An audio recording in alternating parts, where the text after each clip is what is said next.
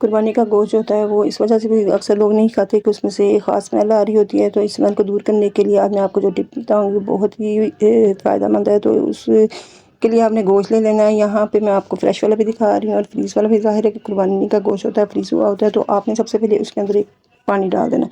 پانی ڈالنے کے بعد آپ نے ہاف کپ کے قریب سفید سرکہ جو ہوتا ہے وہ لے لینا ہے، وہ اس کے اندر شامل کر دینا ہے۔ اور دوسری چیز جو اس کے اندر شامل میں کروں گی وہ ہے لہسن۔